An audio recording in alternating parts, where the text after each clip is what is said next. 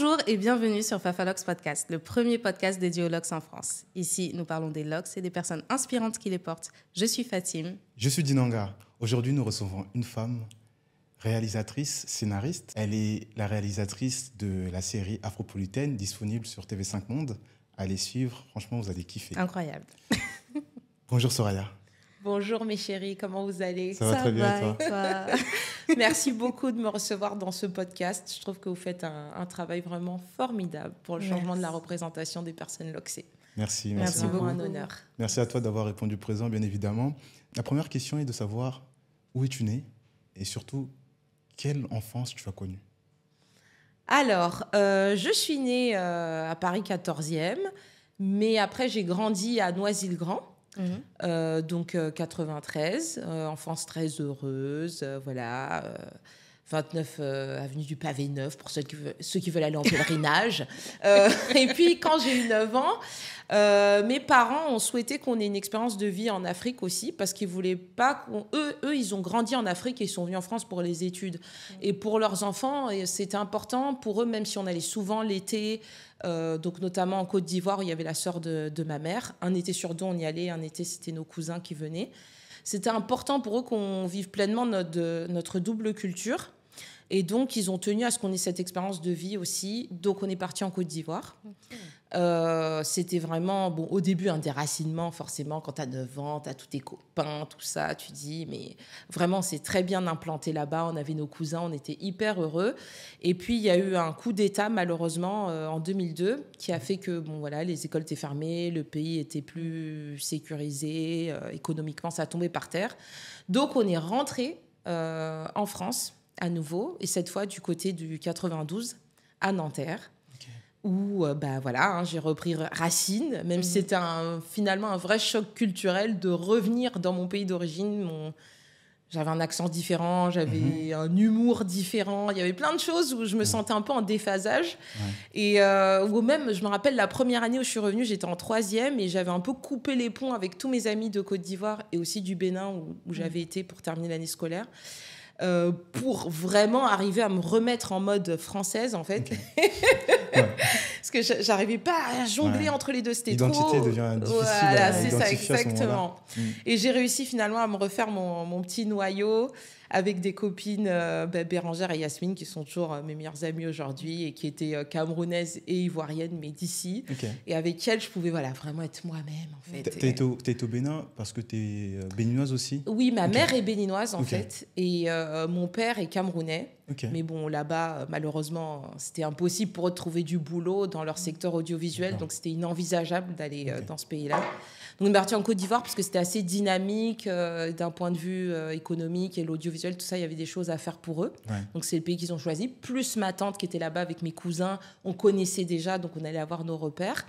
Et quand il y a eu le coup d'État, on a fini l'année scolaire au Bénin chez mes grands-parents avant de rentrer.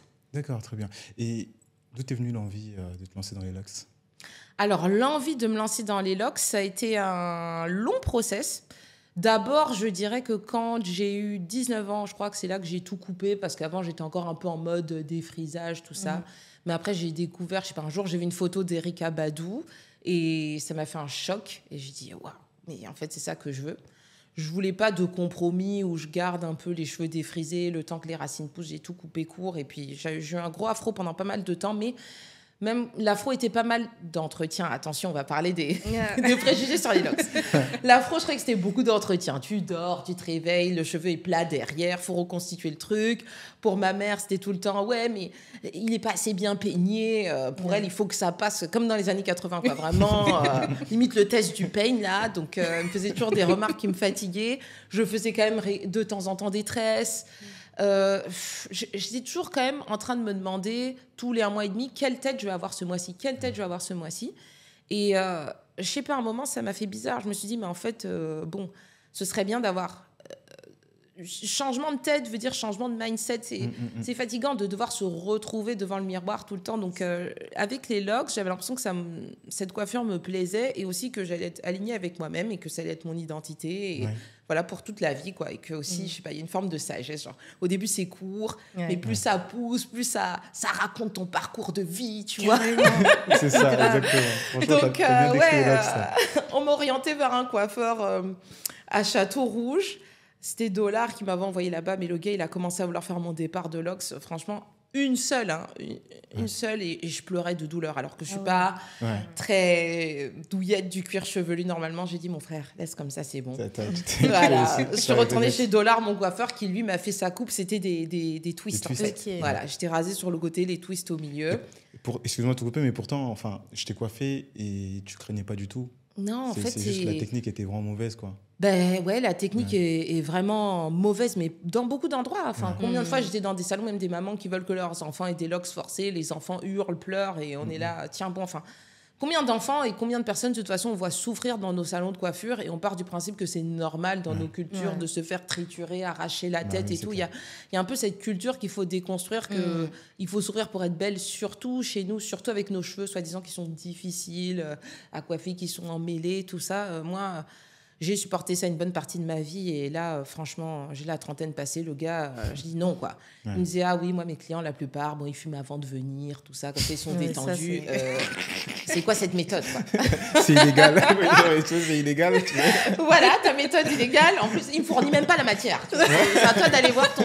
Hein? Non. Ah ouais, ok. Pour revenir un peu sur ton métier, la réalisation, c'est quelque chose que tu as toujours voulu faire ou c'est quelque chose qui s'est construit au fur des années? Oui, alors j'ai toujours su que j'aimais raconter des histoires, en tout cas. Après, pendant longtemps, ma question, c'était qu'est-ce que je vais choisir comme médium? Est-ce que ça va être la photo? Est-ce que ça va être autre chose? Franchement, c'est mieux grâce à une prof, justement, que j'ai eue en Côte d'Ivoire en CM1, qui nous a fait faire un exercice de réalisation de court-métrage, du scénario, tournage. Bon, après, elle-même a fait le montage, mais... Je m'étais tellement éclatée à faire ce truc, c'était une vraie révélation. Mes parents aussi étaient dans l'audiovisuel. Mon père tournait des documentaires, des pilotes de sitcom, des choses comme ça. Enfin, cet univers où avec du faux, tu fais du vrai, ça me fascinait beaucoup. Et donc, c'est vrai que je me rappelle, dès la troisième, justement, en France, quand on te faisait voir les fameux conseillers d'orientation, là, moi, je disais, ah oui, moi, je vais faire du cinéma. Donc, j'ai eu cette chance quand même assez tôt de savoir que je voulais aller dans ce domaine-là. Je me suis pas trop cherchée. Ça ne veut pas dire pour autant que quand j'étais en école de cinéma, notamment en Belgique, c'était pas dur pour moi de trouver ma voie, parce que je trouvais que je faisais des films, que ça m'amusait, je racontais des trucs, des choses marrantes, mais je ne trouvais pas forcément quelle était ma voix, qu'est-ce que je voulais dire. Et pour moi, quand même, quand on s'empare de ces médias, il faut avoir une vision à défendre. Et donc, à un moment, je m'en étais éloignée. J'avais étudié la production audiovisuelle en me disant, moi, j'ai rien à dire, en vrai. Je préfère aider des gens qui ont des vrais sujets à défendre, à trouver les financements, tout ça. Et quand je faisais ces études de production à l'INA, à Paris, à l'Institut national de l'audiovisuel, là, j'ai eu l'idée de mon premier court-métrage qui m'est venu, et qui est justement sur une jeune fille noire qui veut plaire à un blanc de sa classe, exotique, voilà, avec Manda Touré, et qui donc va pour la première fois dans un salon de coiffure à Château d'Eau, et qui doit se projeter, on lui donne les magazines de coiffure, qu'est-ce que tu veux? Donc forcément, elle fait un tissage, parce qu'elle a l'impression que c'est comme ça qu'elle va plaire, et en fait, j'explorais à travers ce court-métrage comment, avec cette chevelure artificielle, elle se sentait métamorphosée aux yeux des autres, mais l'est-elle vraiment? Voilà, c'était... J'ai une question par rapport à tes études. C'est des études qui coûtent quand même pas mal cher. Alors moi, j'ai voulu tenter que les écoles publiques, en fait. Publiques, donc c'était FEMIS, ici à Paris, voilà.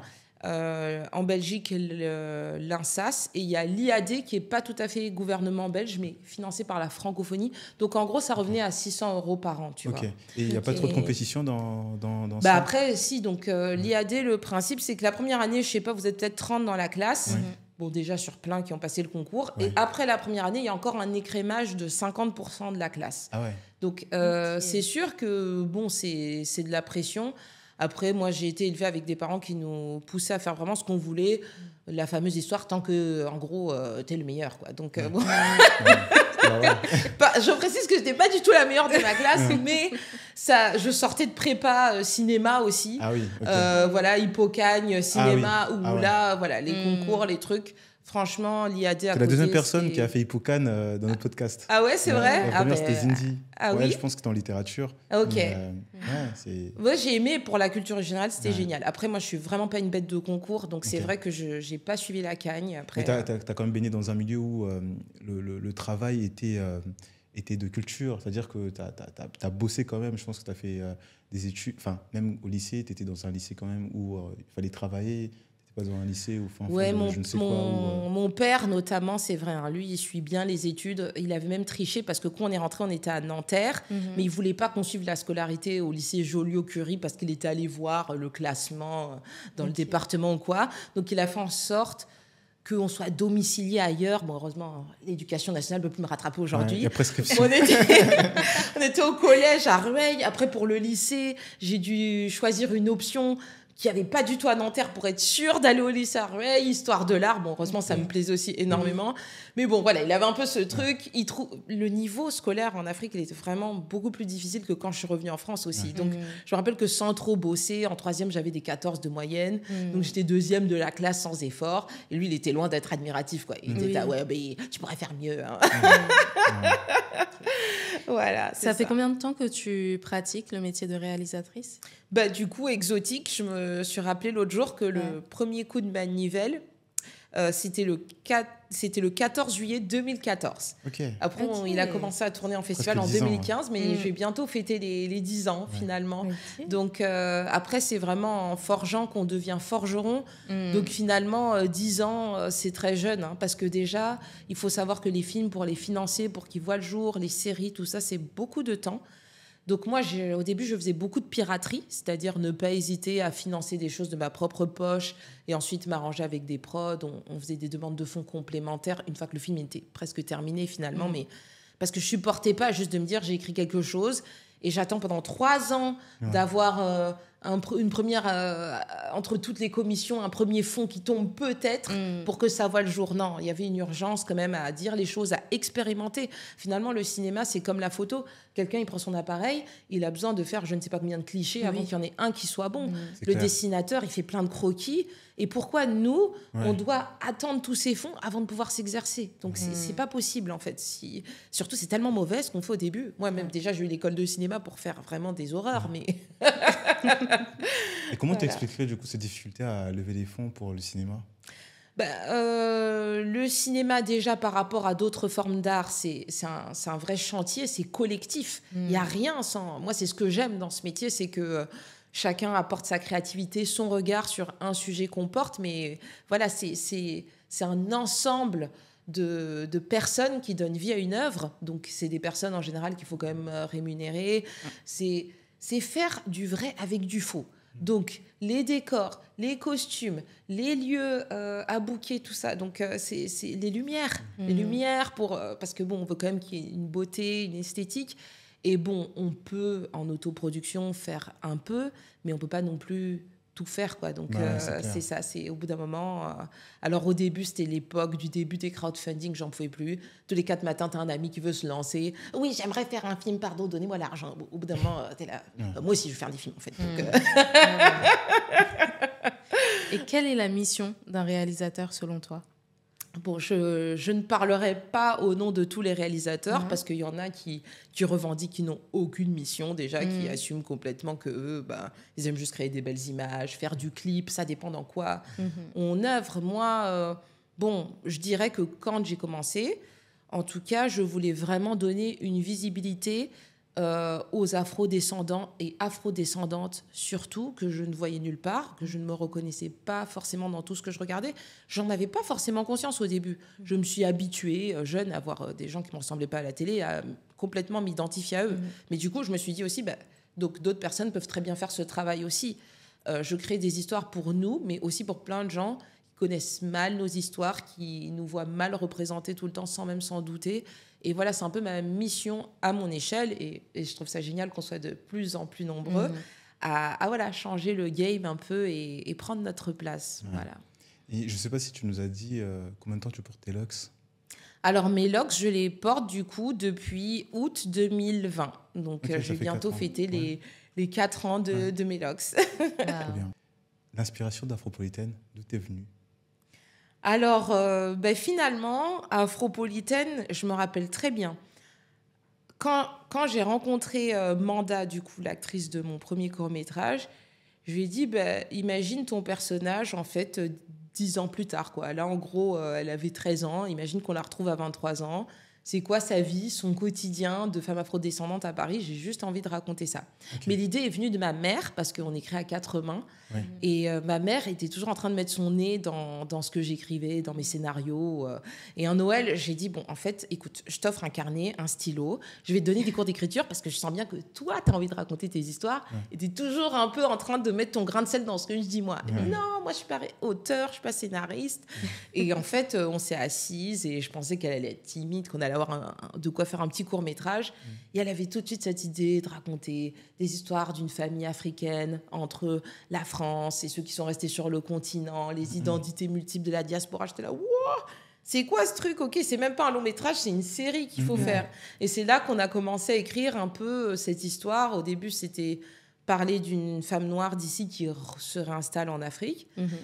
On avait du mal à trouver des fonds pour financer d'ici un récit qui se passe là-bas. Donc, les producteurs nous ont dit, développer plus ce qui se passe pour elle en France au début, avant qu'on parte. C'est là qu'on a créé toute la cellule familiale autour, la D'accord. mère, la sœur afroféministe, comparée à elle qui est très old school finalement, dans le Oui. côté je fais pas de vagues, je m'intègre, je m'assimile. Et c'était trop drôle de plonger ce binôme dans plein de situations du quotidien différents, où finalement, beaucoup de gens regardent Afropolitaine et disent, mais finalement, cette Ivoire et cette Janice, moi, je me reconnais dans les deux. C'est un peu deux facettes d'une même pièce, quoi. Bien. Et de plus en plus, après, on aspire à devenir Janice et à rien accepter. Mais en tant que Français, tu as toujours des moments au quotidien, tu es là où tu fais quand même le petit...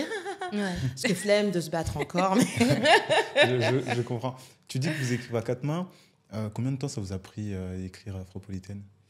Bon, alors, Afropolitaine, le format court, tel que tu le connais, franchement, finalement, ça va chaque fois assez vite. Là, on prépare la saison 3. Ok. En général, on se réunit, on brainstorm déjà sur les thèmes qu'on a envie d'aborder, tu vois.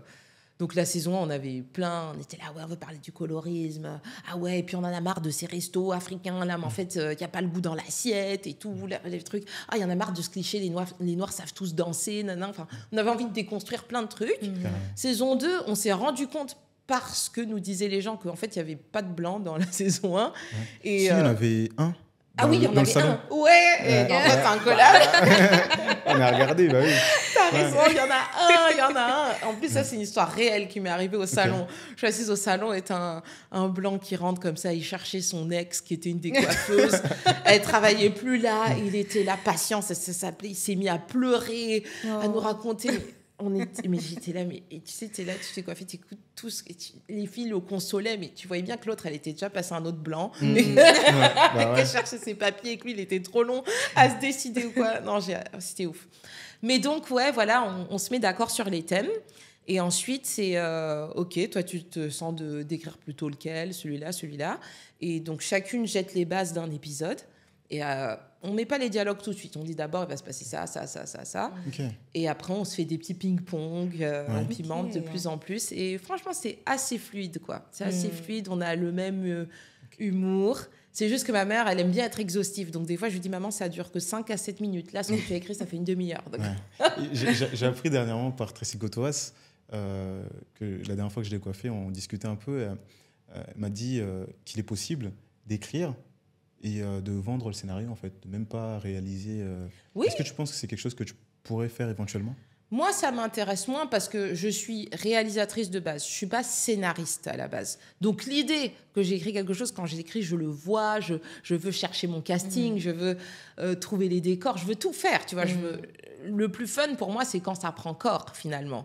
Et l'étape du scénario, en fait, quand j'écris, même, j'entends déjà les voix. Souvent, j'ai déjà les comédiennes en tête quand j'écris. Donc, j'entends leur voix, j'entends tout et j'ai hâte d'être avec elles. Et comme je vous disais, pour moi, ce qui est beau, c'est vraiment dans le cinéma, cette équipe géniale, quoi, comme un chantier où on est en train de construire quelque chose tous ensemble. Donc, et finalement, le passage de l'écriture, il est assez solitaire. Dieu merci, moi déjà, j'ai ma mère, j'ai quelqu'un avec qui rigoler de mes blagues. Mais sinon, dans la plein, ils sont seuls dans leur coin. Ouais. Après, oui, on peut te l'acheter, mais ça va arriver entre les mains de quelqu'un qui fera ce qu'il veut de cette matière. Et souvent, des très belles choses, il n'y a pas à dire. Et donc, il y en a, en plus, ils ne se sentent pas du tout de passer après ce truc où on est plein, où il faut avoir les réponses à tout. Tout le monde vient de trouver. Donc là, tu la voyais coiffée comment, tu la voyais habillée comment, et tu la voyais se déplacer d'où à où dans la pièce. Et en fait, ce pot de fleurs, il était posé où ? Et il faut avoir réponse à tout. Ouais. Et c'est horrible des fois. Donc tout le monde n'est pas intéressé, mais le métier de juste scénariste existe aussi, et il est merveilleux. Et on a besoin d'eux. Franchement, moi, j'ai hâte de passer à l'étape où maintenant on veut faire un format plus long d'Afropolitaine, pas juste des épisodes de 5 minutes, mais de 26 minutes, avec une intrigue suivie et tout. Bien. On bosse dessus d'arrache-pied depuis 2 ans. Et donc, j'espère bientôt avoir des bonnes nouvelles à vous annoncer. Et quand on passe à ces formats plus longs, il y a ce qu'on appelle l'atelier d'écriture, Writer's Room en anglais. Et donc, vous êtes les showrunneuses, les porteuses de projets, mais vous avez 4 ou 5 scénaristes qui viennent apporter des idées de rebondissement en plus, de plein de choses, des dialogues, des personnages, et enrichir encore cet univers. Donc, voilà. Je sens que tu veux te lancer, Dinanga, non ? ça me parle parce que j'aime beaucoup l'écriture. Ouais. J'écris un peu, donc... on va parler après le podcast carrément. Parce que franchement, c'est aussi un combat. Moi, je suis contente aussi avec ma mère de montrer... On a l'habitude de voir des comédiens noirs, et encore l'habitude, pas tant que ça, plutôt des humoristes, mais les comédiens de plus en plus aussi. Les réalisateurs, réalisatrices, ça commence. Mais il y a aussi des scénaristes. Il y a tellement de métiers qui existent derrière la caméra, en fait, où on aimerait aussi nous voir plus. Mais on me demande parfois, à quoi c'est dû selon toi ? Bon, pour moi, il y a plein de choses. Déjà, moi, j'ai eu de la chance d'avoir des parents qui étaient un peu dans ce domaine-là. Donc, ils savaient très bien que je pouvais gagner ma vie en faisant ça. Ils n'avaient pas de crainte. Alors que quand tu es d'une famille où personne n'a exercé ce type de métier, ça peut faire peur. Ouais, c'est clair. Le côté artistique, d'abord faire tes études de droit. Combien j'en ai croisé des scénaristes noirs et tout, ils ont d'abord dû se taper des études de droit, de je sais pas quoi, de médecine, avant de pouvoir en venir à ça. Voilà. Donc, il y a ce truc qui décourage un peu. Mais alors que je trouve surtout qu'on veut raconter nos histoires. On n'est pas cantonné à ça, on a des imaginaires très, très riches et divers. Mais il n'y a rien de mieux que de pouvoir écrire aussi avec des gens qui partagent ce vécu, cette expérience, qui vont pouvoir emmener ça, quoi. Et donc nous, on demande qu'à être de plus en plus nombreux aussi dans cet atelier d'écriture, à avoir cette expérience commune, ce regard. Donc vraiment, on va parler. Avec plaisir. Avec plaisir. Comment s'est passé le processus de recrutement pour Afropolitaine ? Parce que vraiment, les personnages, je pense qu'on n'aurait pas pu trouver de meilleur acteur pour incarner les rôles. Comment ça s'est passé ? Est-ce que c'était plutôt facile ou compliqué ? Alors, on va dire que par mon court-métrage Passé d'exotique, j'avais eu le côté où vraiment j'étais passée par les canaux classiques. Bon, on parle de 2015, mais je cherchais une comédienne noire, je mets une annonce. Franchement, j'ai genre 10 personnes qui me répondent. Et en plus, dans les 10, j'en ai genre 7 qui sont... light skin en fait, alors que voilà, et heureusement que dans les 3 qui restaient, il y avait Manda qui était formidable. Mais du coup voilà, en 2020, quand je veux lancer avec ma mère Afropolitaine, là on a aussi vraiment beaucoup la stratégie de faire tourner les annonces par réseaux sociaux, tout ça, et c'est grâce à ça finalement que j'ai rencontré Tracy, qui elle finalement avait plus réalisé avant. Elle avait aussi tourné dans un long métrage mais qui n'était pas encore sorti. Mais en fait, en voyant Rêver Tracy, sa démarche, son swag, tout, j'étais là, waouh, c'est vraiment mon personnage, en fait. Après, on a juste discuté. J'avais même pas envie de lui faire passer le casting. J'ai fait pour la forme, pour que maman voie. Mais je savais que j'avais rencontré mon personnage. Et ça, c'est merveilleux. J'hésite pas à faire tourner des personnes qui sont non professionnelles aussi. Tante Thérèse qui joue la mère, c'est une de mes amies d'enfance, Stéphanie, c'est une de mes amies du Bénin, que je voyais avec sa fille tellement... Elle a très bien joué. Waouh. Je dis, mais en fait, tu as juste à être toi. Donc, on devait la mettre en confiance sur le plateau, la saison 1 et tout, parce que d'un coup, tu as je sais pas combien de personnes qui te regardent, qui t'éclairent, qui une perche au-dessus de ta tête, tu peux être décontenancé. Mais une fois que tu as mis les personnes en confiance, franchement, c'est absolument merveilleux. Et là où je salue vraiment Manda et Tracy dans Afropolitaine, c'est qu'il y a beaucoup un casting mix comme ça de personnes qui qui jouent leur propre rôle en guest, des personnes qui ne sont pas comédiennes professionnelles. Et elles s'adaptent à tout ça, quoi. Elles s'adaptent complètement, elles les mettent toujours en confiance. La personne peut perdre ses moyens 50 fois, elles ne vont jamais être exaspérées. Au contraire, des fois, c'est même des personnes d'autres personnes qui vont s'exaspérer. T'es là, mais attends, ces deux comédiennes qui ont une carrière comme ça, elles ont leur sang-froid et toi, tu te permets de faire style que t'as pas le time, d'où en fait. Ouais.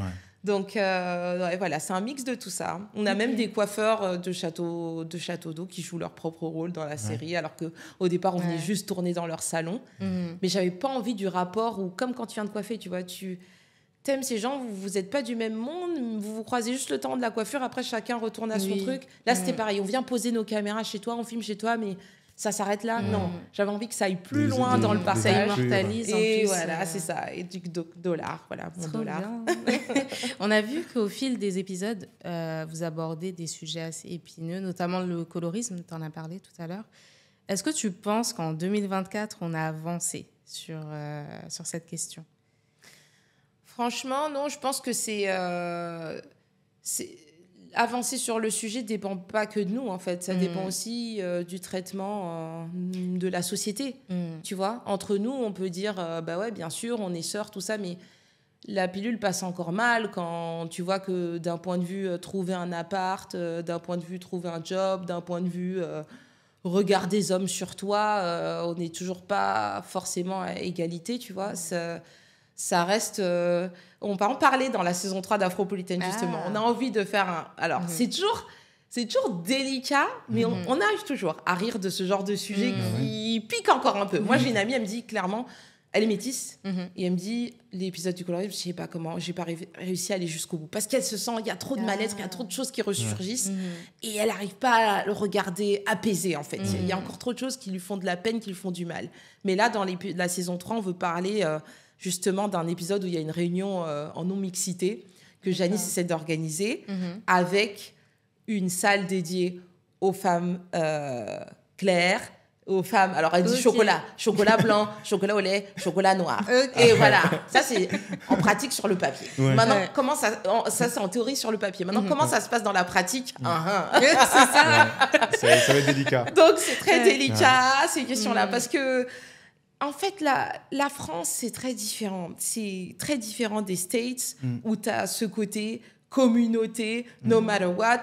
T'as une goutte de sang noir, t'es noir. Regardez, même la réalisatrice Mati Diop, elle a dû formuler des excuses presque. Il y a eu le festival de Cannes avec Atlantique où elle a eu la Palme d'Or et où les Afro-américaines et Américains, la presse américaine a mis première femme noire à avoir une Palme d'Or.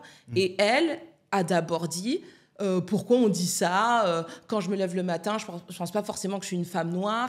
Et ça a été très mal pris du côté. Ils pouvaient même pas concevoir en fait c'est qui cette go qui renie son côté noir, c'est quoi son problème? Et elle a dû dire, pardon, désolé, mais vous savez, en France, c'est différent de... Donc, c'est pour ça que je dis, c'est vrai qu'en France, la situation est particulière, franchement, avec le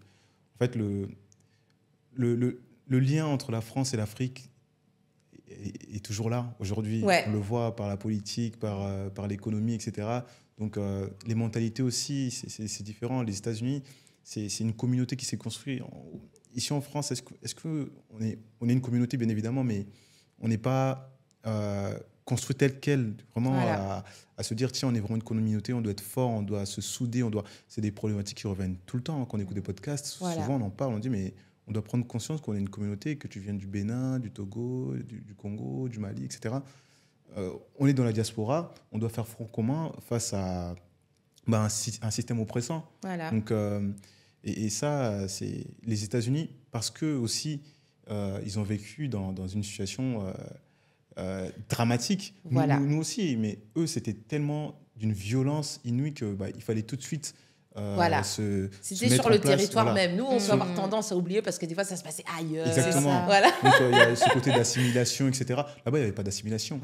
Tu n'es pas avec nous. Quand tu n'es pas avec nous, tu es obligé de dire je vais avec les miens. Alors qu'ici, toi tu peux venir, toi on peut t'accepter, toi non, tu n'acceptes pas. Ça. Donc il y a cette ambiguïté en fait qui fait que certains ont du mal à parler de communauté parce que ils sont assimilés, donc c'est ça qui est délicat. Mais en tout cas, bravo à toi de prendre ce genre de risque et de dénoncer ce genre de problématiques à travers l'humour. Et ça, on aime. On a eu un invité qui est humoriste. L'épisode sortira bientôt. Mais, est déjà sorti. Est déjà sorti, parce que c'est antérieur à ton épisode. Mais voilà, c'est... Bravo à vous, quoi. Vous qui prenez ce courage à parler et crever l'abcès. Quels ont été les moments les plus difficiles dans la réalisation d'Afropolitaine ? Alors, les moments les plus difficiles dans la réalisation d'Afropolitaine, j'ai envie de te dire, quels ont été les moments faciles dans la réalisation d'Afropolitaine? Non, parce qu'il faut savoir que la saison 1, elle a été entièrement autofinancée par maman et moi. Donc, on arrive à former cette équipe. On avait envie même que ce soit un projet panafricain. Donc, le chef-op, c'était un ami qui venait carrément de Côte d'Ivoire. On voulait vraiment la création totale, diaspora, continent. Tout le monde se met là-dedans. Sauf qu'il y a le Covid qui tombe après une semaine de tournage, le confinement. Donc, on est obligé de reprendre l'avion, partir. Nous, on est là. Quand est-ce qu'on va se déconfiner? Quand est-ce qu'on va pouvoir reprendre notre truc? Donc, on a tourné des bonus pendant le confinement, plein de choses.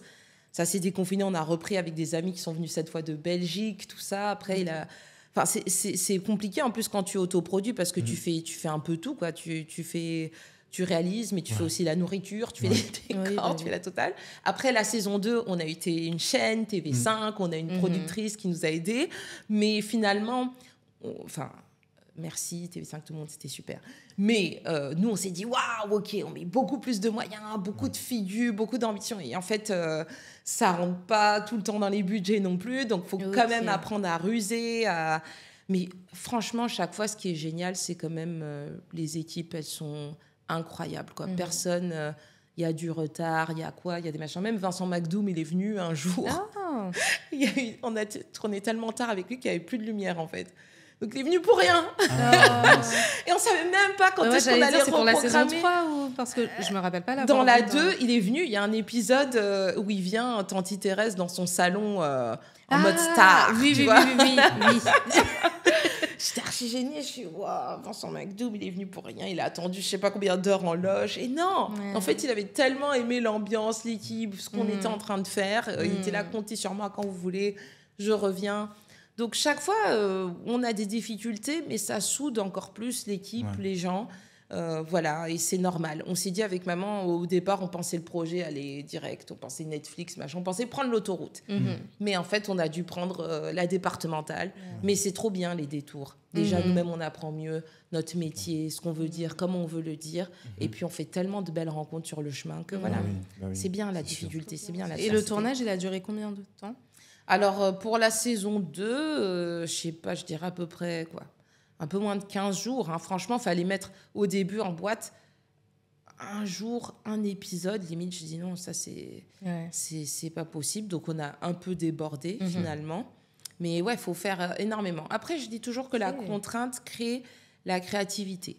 Tu penses comment je vais raconter tout ça en un plan, comment je vais simplifier, aller à l'essentiel. Et finalement, je trouve toujours qu'au montage, après, on gagne en rythme, en efficacité, tu vois, et ça donne quelque chose d'intéressant. D'accord. Voilà. Et sur le tournage, comment tu gères la pression ? Parce que je me dis que si là, tu as 15 jours, par exemple, une deadline, un épisode par jour, il y a des moments où ça pouffe de rire, où il faut le temps de se concentrer aussi pour les acteurs. Franchement, j'avoue que la saison 2... La saison 1, il y avait moins de pression parce qu'il n'y avait pas de chaîne, on faisait ça en autoproduction, ça se tournait chez mes parents, chez ma grand-mère. Bon, bien que la saison 2, on a aussi tourné chez ma grand-mère, mais avec 10 fois plus de monde. Enfin, voilà, il y avait un côté chill, sans attente, on fait ce truc, on y croit, c'est bénévole, tout le monde est là bénévolement, même si on voulait que ce soit carré, c'était bénévole. La saison 2, d'un coup... Tu as une plus grosse équipe, tu connais pas tout le monde, tu as fait venir des guests, des choses comme ça. Donc, tu as envie que ce soit carré. Je crois que j'arrêtais pas d'aller voir Manda et Tracy pour leur dire désolé, j'ai l'impression que je suis horrible. Donc, c'était pas la méga détente. Il y a quand même des moments où j'ai fait des fous rires, Dieu merci. L'épisode avec les tantis, là, franchement, mais il y a plusieurs prises qu'on a dû refaire parce que j'ai éclaté de rire en plein milieu, c'était trop. Le défilé de mode, voilà, j'étais trop contente de voir tout ce beau monde, de voir ma mère toute pomponnée, toute belle. Donc, le clip, il y a des moments quand même où j'ai réussi à me détendre, mais bon, vraiment, sur le coup, je vais pas vous mentir, hein, c'était assez militaire. C'est clair. Soraya, tes mamans, Oui. Comment tu arrives... Enfin, tu fais un métier qui demande quand même beaucoup de temps. Comment tu as réussi à gérer dans tes réalisations précédentes? Et surtout, comment penses-tu gérer si demain tu as un projet où tu dois partir à l'étranger durant plusieurs semaines, voire plusieurs mois? Comment tu comptes t'organiser en tant que maman? Quand on est maman et réalisatrice. Oscar et moi, c'est ton pied, mon pied. Hein. Donc, tu m'emmènes avec toi? après, j'ai la chance d'avoir une famille formidable. Vous connaissez, je sais, on en a parlé, vous aussi, sur qui j'ai la chance de pouvoir compter. Donc, finalement, depuis que j'ai Oscar, j'ai jamais autant travaillé, paradoxalement. L'année où il est né, la même année, je devais aller en tournage, quoi. C'était pas du tout une année écriture ou quoi. et je trouve ça beau, finalement, parce que ce petit bonhomme est arrivé, mais il s'intègre... il prend sa place finalement dans ça. J'ai pas l'impression qu'il bouscule, mais je suis tellement aidée. Mais ça m'apprend à prendre de la distance, à être moins dans l'urgence de faire. Je crois qu'avant, j'avais ce truc vraiment, ah non, attends, j'écris ça, si dans 1 an, c'est pas fait, si j'ai pas de réponse à ce coup de fil dans 3 jours, je meurs. Là, j'ai tellement d'autres choses, en fait, comme préoccupation, que ça te désaxe un peu de toi, les projets, et ça fait du bien. J'apprends vraiment la patience depuis qu'il est né, j'apprends à lever le pied, à accepter que les choses prennent parfois du temps, mais que ça te permet de mûrir. Et puis voilà, j'ai vraiment une famille sur qui je peux compter, et qu'un enfant n'est pas forcément un obstacle, ça veut pas dire stand-by de tout, ça veut juste dire une autre temporalité, mais il s'intègre harmonieusement à tout ça, il est une source d'inspiration, donc... merci Oscar. Merci Oscar. On l'embrasse très fort. Big up mon fils. Jean-Luc Godard, un cinéaste franco-suisse, je ne sais pas si tu le connais. Oui. Il dit... Paix à son âme. Ouais, il dit le cinéma blanchit l'argent sale et l'argent sale noircit le cinéma. Est-ce que tu es d'accord avec lui? Alors, bon, moi, j'ai pas eu le luxe d'avoir une bourse de Total dans mon travail ou quoi. Donc, pour l'instant, Mais, écoute, je suis assez d'accord, en tout cas... Enfin, après, c'est un peu le serpent qui se mord la queue, sa phrase. Mais bon. Pour la partie, en tout cas, où le cinéma blanchit de l'argent sale, pour moi... voilà, clairement, je suis d'accord avec lui. Je me rappelle que j'avais eu le débat avec une copine, justement, elle me disait qu'elle avait des amis designers qui avaient eu une bourse. Est-ce que c'est Total ou quoi pour faire un projet et qu'elles avaient refusé l'argent de cette bourse? Moi, je l'aurais pris, personnellement. Je l'aurais pris. J'aurais financé d'autres initiatives avec ça. Je pense qu'il faut faire feu de tout bois jusqu'à ce que j'ai assez d'argent moi-même pour justifier les moyens pour toi? Non, mais je vais pas te dire que je prends... Enfin, de toute façon, déjà, excuse-moi, l'argent, on ne sait pas si quand on va prendre du pétrole pour mettre de l'essence dans notre voiture, on ne sait pas si on finance des djihadistes ou pas. Donc, toi, aujourd'hui, tu es bien à une banque, non? Crédit Mutuel, tu es bien chez des assureurs qui font ci, ça. Donc, excuse-moi, pourquoi pas les mêmes dans ton projet? Franchement, non, je trouve que c'est un luxe. Au début, déjà, on cherche à sortir la tête hors de l'eau, à être quelqu'un. Et au bout d'un moment, tu es dans cette position où tu peux dire, maintenant, voilà, je raconte ça. Au début, je me rappelle quand Beyoncé, elle a fait son album hyper engagé, BLM, tout ça.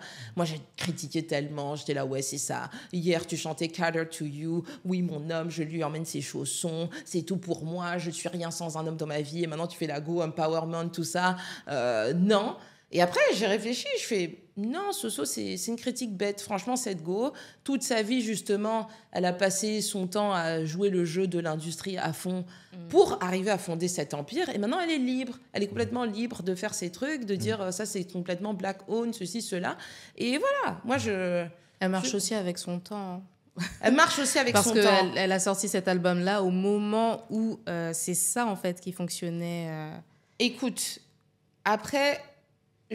moi, je te jure, j'étais dans le même discours que toi à ce moment-là. Après, je me suis dit, cette go a quand même avalé beaucoup de couleuvres aussi dans sa carrière. Oui. Franchement, il fut un temps, personne ne voulait même habiller les Destiny Child pour leurs concerts. On les sous-estimait. Je ne sais pas combien de trucs racistes elle s'est pris dans la figure, tu vois, quand même, en tant que femme noire. Je pense qu'elle en a beaucoup. On la voit comme Beyoncé, mais bon, avant, c'était juste une petite go de Houston, là, avec son groupe, tu vois, enfin, avec une industrie où... son type de physionomie, tout ça, n'était même pas forcément trop valorisé. Après, elle reste light skin, tout ça, tu vois. Mais je veux dire, franchement, je pense pas que sa vie a été facile non plus. Oui. Et donc, ouais, c'est vrai qu'elle attend le moment où Mais qui nous dit que, bon, elle avait pas écrit ses chansons depuis, c'était dans le placard. C'est vrai. C'est vrai. Je te dirais jamais Beyoncé, voilà, ouais, non, Beyoncé, c'est une go. Franchement, même Solange, la vérité, on est là, on dit que non, Solange, elle, c'est elle qui est real, tout ça. Mais on écoute ses anciennes chansons. Solange, c'est aussi une ambianceuse et tout. Alors pourquoi, quand c'est elle qui fait ces trucs real pour le peuple noir, tout ça, on questionne pas? Quand c'est sa sœur qui fait, on dit non, elle, c'est fake. Franchement, c'est pas juste. C'est vrai. C'est vrai, c'est vrai. Bon, voilà. Donc, avis à Total. Non, je rigole. Pour en revenir à tes locks, est-ce que tu peux nous dire qu'est-ce que tes locks t'ont apporté? Qu'est-ce que mes locks m'ont apporté? Elles ont déconstruit tous mes préjugés. Je pensais que ma vie allait être simple, que j'allais rien avoir à faire, qu'il n'y avait pas d'entretien. Mes amis, tous ceux qui pensent à se faire des locks, sachez que c'est faux. J'ai jamais autant appris sur mon cheveu, finalement, sur comment le nourrir, comment l'hydrater, comment le protéger, que depuis que j'ai des locks. Franchement, j'étais une go, je ne voulais pas entendre parler de dourac, de bonnet. Maintenant, dès que je rentre chez moi, j'enlève mon manteau, j'ai mon bonnet. Donc, non, vraiment, j'ai beaucoup appris finalement avec.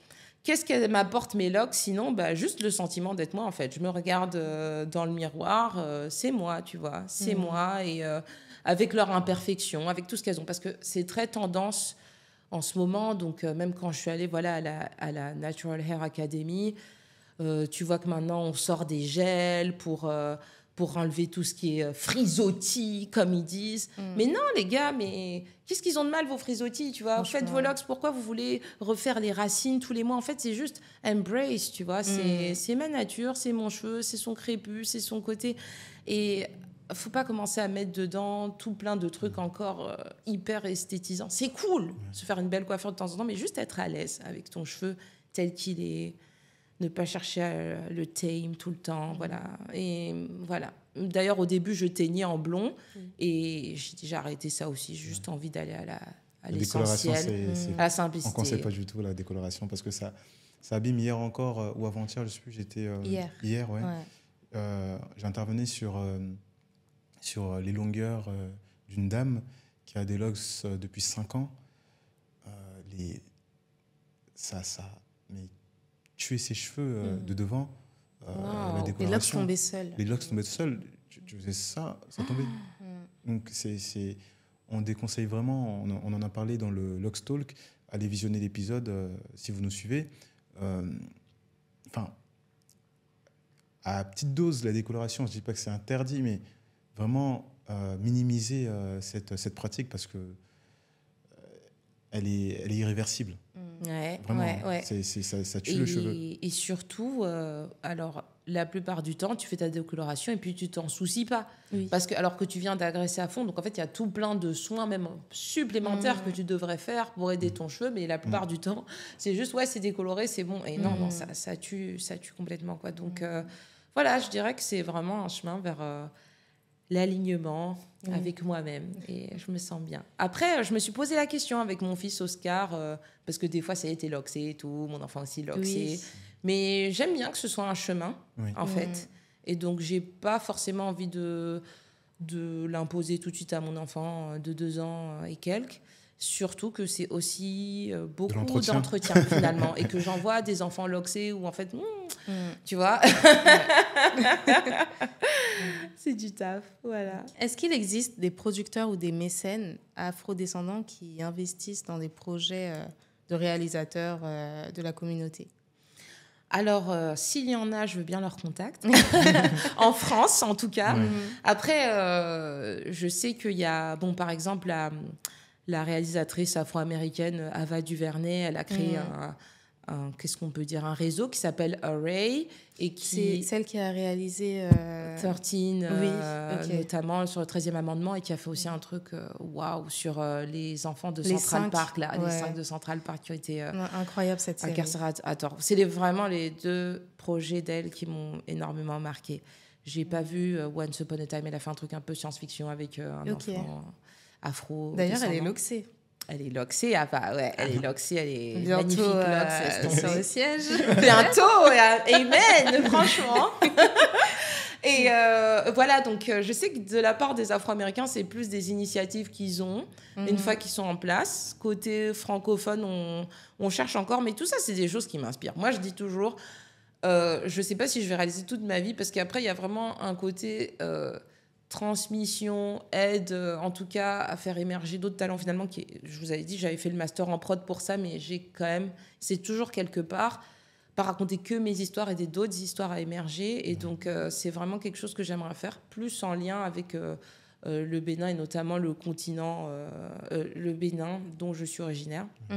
Plus en lien avec le continent et le Bénin dont je suis originaire. On va en parler du Bénin. Voilà, c'est ça. Et quand là, j'y étais encore en avril avec ma mère, j'étais encore partie à l'école de cinéma, proposer des petits modules, juste au début, voilà, discussion autour d'Afropolitaine, projection, mais j'ai vraiment envie de les aider dans ce qu'ils écrivent, à les orienter, à trouver des fonds, voilà quoi, vraiment apporter ma pierre.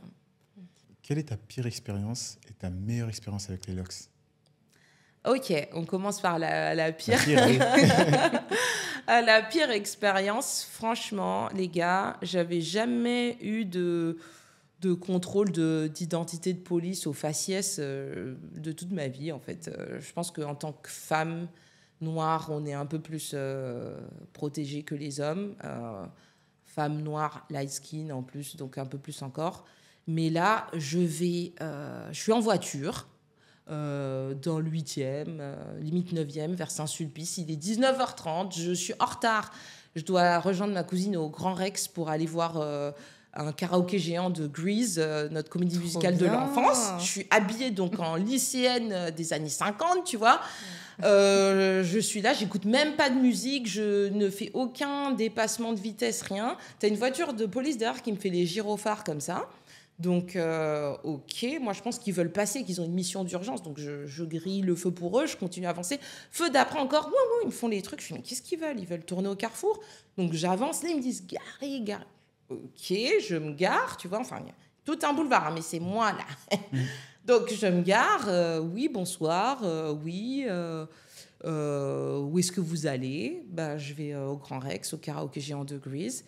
Et vous venez d'où? Je viens de Nanterre.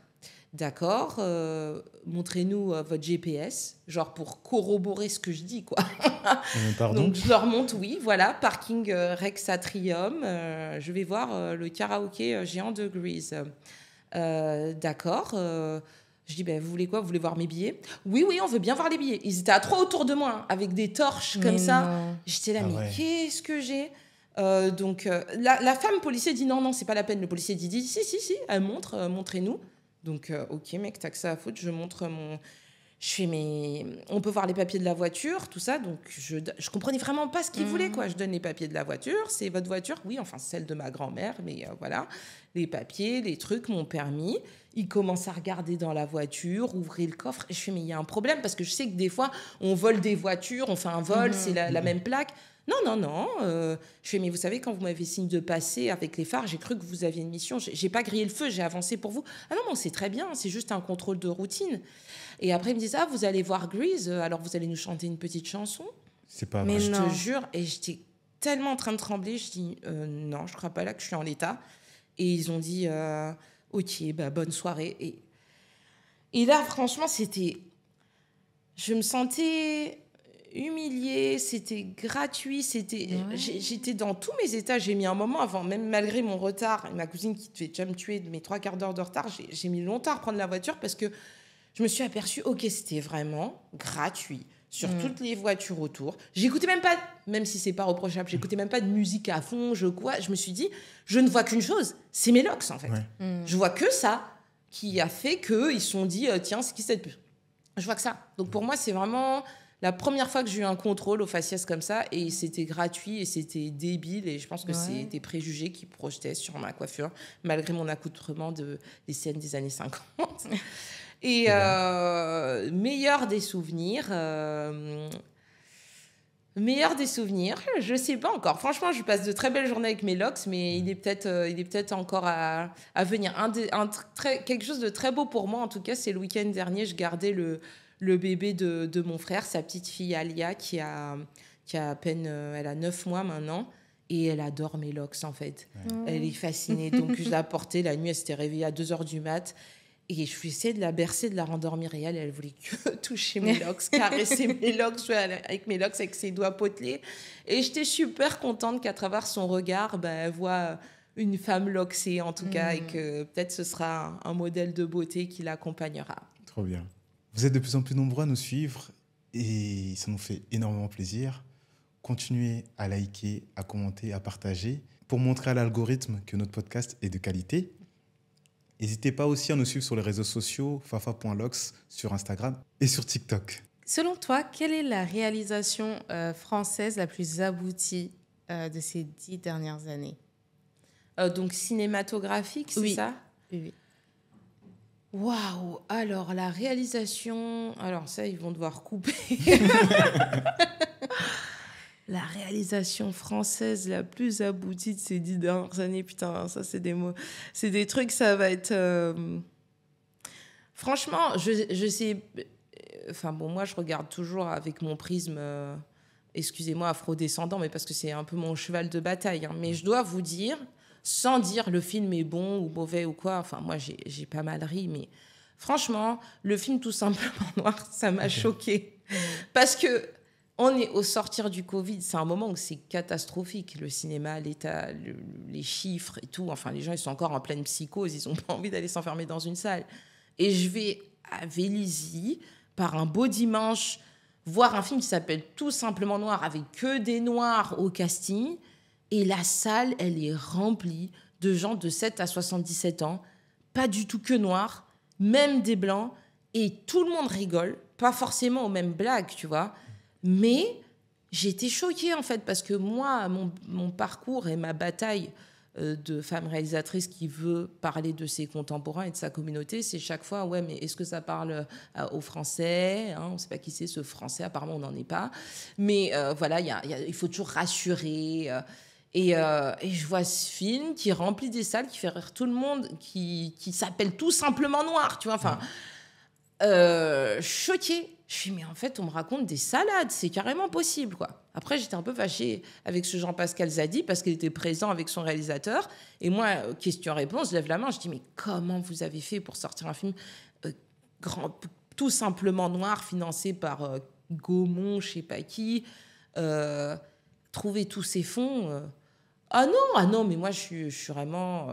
si j'ai réussi à le faire, n'importe qui peut le faire. Hein. Enfin, le gars, il minimise complètement la portée de ce que c'est, la difficulté que c'est de pouvoir faire ça. Et j'étais très déçue, quoi. J'aurais aimé à ce moment-là qu'il soit real et qu'il raconte un peu un parcours du combattant. Après, est-ce qu'il y a eu parcours du combattant ou pas? Je ne sais pas. Mais bon, voilà. Soi-disant, c'était simple de faire ça. Donc, j'étais là, OK, next. Et qui connaissait des gens, qui connaissent des gens, etc. Voilà, mais même si ça t'a pris... Comment t'as fait ton réseau, tu vois? Enfin, raconte-moi un peu. Peut-être que devant toute la salle de Vélizy, c'était pas le lieu pour, mais il aurait pu me dire, ma sœur, viens, on se parle en privé. Et je t'explique ma douleur et ma sueur, mais voilà. Donc, je dirais que c'est ça. Ensuite, non, sinon, pour parler de meilleures réalisations françaises sur ces 10 dernières années... je regarde tellement des choses de partout, en fait, que j'ai du mal à rester dans le prisme juste français. Mais en tout cas, ça m'a choqué pour la France de sortir Tout simplement noir au cinéma. Je pense pas que c'était possible. Et si tes locks, c'était un film? Waouh! Si mes locks, c'était un film, c'est trop beau, cette question. Ça, c'est une question, j'aurais dû lire avant. Si mes locks, c'était un film. En tout cas... je sais que ce ne serait pas un film complètement réussi, mais un film bien, alors qu'il a plein de maladresse, tu vois. C'est un film avec peu de moyens, tu vois, petit budget. L'image ne donne pas trop envie, mais franchement, ça t'a touché droit au cœur. Ça a été fait avec le cœur. Voilà, c'est avec le cœur. C'est exactement ça. Tu vois, une fois, je me rappelle, il y avait une coiffeuse, je venais la voir, Nadine Matéji. Je l'adore et je lui dis, je sais plus ce que j'essayais de faire, j'avais des problèmes avec mes longueurs ou quoi. Elle me dit, Soraya, la vérité, franchement, tes locks, elles ont été faites de manière bizarre, il faudrait couper pour tout recommencer. J'étais là, non, je voulais pas. C'est pas grave, on va s'arranger. Je veux pas les couper, elles sont imparfaites, mais c'est pas grave, ça fait partie de mon parcours. Elles racontent mon chemin de vie, tu vois. Donc, elles sont très belles. Oh, merci les gars. En fait, nous, on aime vraiment les locks imparfaites parce que les locks, par nature, sont imparfaites. Ouais, c'est vrai, t'as raison. Faut vraiment combattre cet esthétisme de plus en plus qu'on va emmener. Et avec les imperfections, on peut faire de belles choses. Je tiens à dire waouh pour la coiffure de mariage que tu as fait sur cet homme-là. Le chignon orné, mais c'était sublime. Et c'est vrai, quand tu vois ces locks à la base, elles sont... Voilà, c'est pas locks perfection, locks truc, mais la coiffure... Voilà, on peut faire plein de choses avec. Oui. Et je trouve ça très important aussi de montrer que on peut les coiffer. On peut faire des belles coiffures avec. J'ai peu le temps aujourd'hui. Je voulais même limite aller chez un coiffeur pour venir avec quelque chose de sophistiqué aussi. Pour montrer que tu sais monter là déjà avec ta coiffure sophistiquée. Donc j'ai juste à attacher. Represent. Ouais, ça c'est les coiffeuses. Ouais, j'ai juste attaché comme ça. Moi si je te montre comment j'attache que ça donne là. Tu vois déjà d'ailleurs. Donc non mais je trouve que j'aime bien cette tendance aussi de faire des belles coiffures et je trouve ça super. Yes. On sait que la réalisation c'est un métier qui demande énormément de créativité, c'est la base. Où est-ce que tu puises ta source d'inspiration? Vous, mes chers, hein, vraiment, c'est les rencontres. C'est les rencontres. Vous vous rappelez quand je suis venue chez vous... Tu vas nous faire un petit film sur un couple. Ah non, mais je te jure. Déjà, je trouve que vous êtes un couple magnifique avec une vraie osmose, tu vois. Enfin, c'est... Et ça, c'est magnifique et j'en vois pas énormément. Et en plus de votre génération... Et tu vois, ça, c'est quelque chose qui me plaît énormément. Et j'étais curieuse, tellement curieuse de vous quand je suis arrivée chez vous. Tu vois, j'ai envie de vous dévorer, quoi. Et ensuite, vous vomir, vous digérer. Voilà. Non, mais c'est vraiment à la rencontre, quoi. Et chaque fois, je rentre, maman, je vais tout raconter. Je dis, mais j'ai rencontré ce couple, ils sont fabuleux, ils ont tellement de choses à faire, d'innovation. Ils sont entreprenants, ils sont créatifs. Tu te rencontres, ils font ci, ils font ça. Et cet homme noir qui coiffe tellement bien, c'est même lui qui a fait les locks de sa femme. Tu vois, même dans les représentations, dans casser le rôle, dans chaque genre et tout, vous êtes tellement... Et tu vois, ça, c'est des trucs que tu vois sur le papier, par exemple, tu vas dire, oui, eux, ils sont des States ou quoi. Et moi, me dire que non, ils sont en France, ils sont à Paris. C'est la nouvelle garde, tu vois. Et c'est ça. Donc, je marche vraiment à la rencontre. Et donc, ouais. La réalisation, dans le cinéma, en tout cas, c'est un métier ô combien difficile. Bien que, quand on est passionné, ça devient tout de suite comme si c'était un jeu, mais c'est quand même, ça demande beaucoup de taf. Quels sont les moments les plus difficiles dans ce métier? Les moments les plus difficiles, bon, moi, déjà, l'écriture. Bon, là, je vous dis, Dieu merci, je suis avec ma mère, mais même avec ma mère, des fois, il y a des moments où chacune doit partir de son côté, commencer à écrire. Et je déteste la page blanche. Parce qu'en fait, dès que je commence à écrire, j'ai envie de me corriger immédiatement. Non, ça peut être mieux rédigé. Et en fait, en plus, le cinéma, c'est débile parce que vraiment, le scénario, après, tu arrives sur le plateau, tu dis au comédien... Tu le moi, personnellement, tu le dis avec tes propres mots, tu le reformules comme tu veux, mais tu veux quand même que sur le papier, ce soit que ça emporte la personne, que ce soit la personne qui va mettre des fonds dedans, que ce soit les comédiens, toute l'équipe technique qui va avoir envie de prendre part à ce projet. Et comme je suis très critique, la moindre ligne que j'écris, j'ai déjà envie de l'effacer pour recommencer 100 fois. Donc, il y a le moment où je dois dépasser ça pour arriver à un premier jet. Et ensuite, c'est simple, c'est juste me corriger, repasser derrière, faire des ping-pong avec ma mère. Mais je te jure, ce moment me tord le ventre. Je me vois, je rigole de moi quand je suis... Mais comment tu peux être terrorisé par une page blanche comme ça? Donc ça, je déteste tous les moments solitaires, en fait. À partir du moment où on rentre dans quelque chose de plus collectif, de recrutement d'équipe, de commencer à rechercher des décors, des costumes, le montage, tout, j'adore, les musiques... Mais au début, c'est la panacée. Et puis après, ce qui est dur, bien sûr, c'est les recherches de partenaires, de fonds qui peuvent prendre du temps. Donc moi, j'ai toujours beaucoup de casseroles sur le feu. Bon, heureusement, voilà, j'ai plusieurs inspirations, j'ai plein de choses différentes que j'ai envie de faire. Donc ça aide à avoir ce temps, à avoir un autre rapport au temps.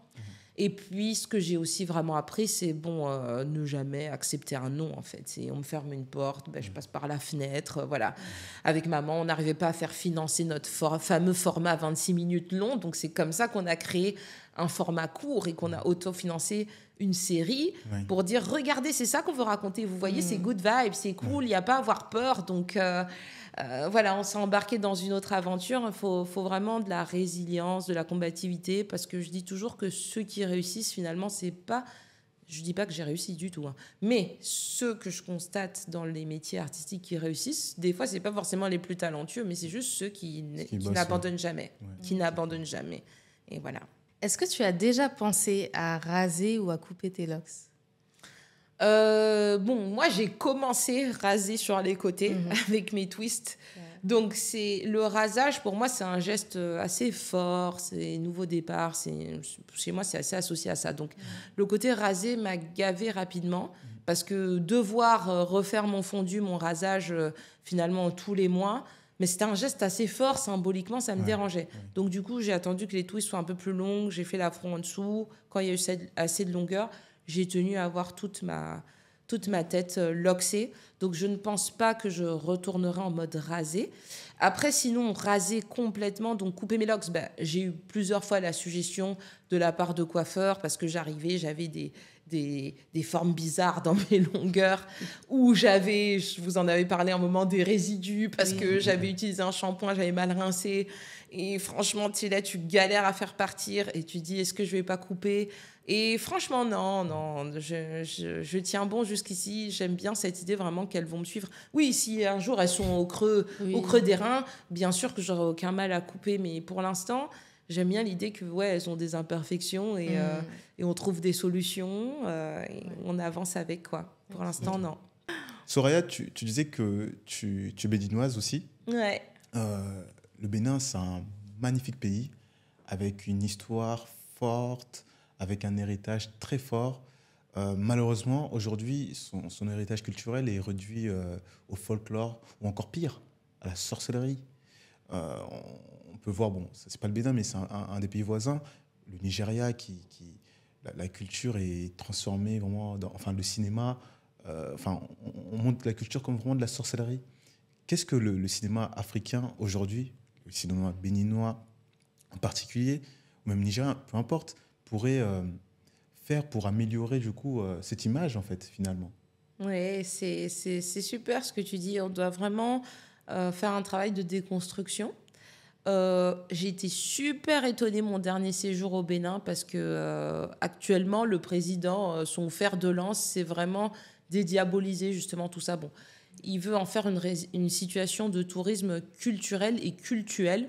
En gros, mais vraiment qu'à long terme, comme les gens vont à la Mecque, en fait, les gens aillent aussi Ouidah, au Bénin, à Ouidah, pour ce super festival qui fait Vodun Days, par exemple, pour montrer que voilà, la beauté des cultures endogènes, montrer que c'est pas du tout diabolique. Et son premier travail, il est même, avant d'être à l'international, aux yeux du Béninois. Moi, j'ai adoré, j'ai acheté La Fraternité, le journal local, et dedans, tu avais des témoignages de Béninois, quoi, ceux qui étaient pour ces Vodun Days et ceux qui étaient contre, genre non, vraiment, Dieu condamne et tout. Il y a un vrai débat même au sein de la population avec ceux qui disent, mais arrêtez, vous vous rendez pas compte comme on vous a lavé le cerveau et tout, et voilà, quoi, c'est n'importe quoi. Dans toute religion, tu peux prier pour le mal d'autrui ou pour le bien, et pourquoi nous, ce serait différent? Et le côté, en plus, où c'est en harmonie avec la nature, les entités, clair. Tout ça.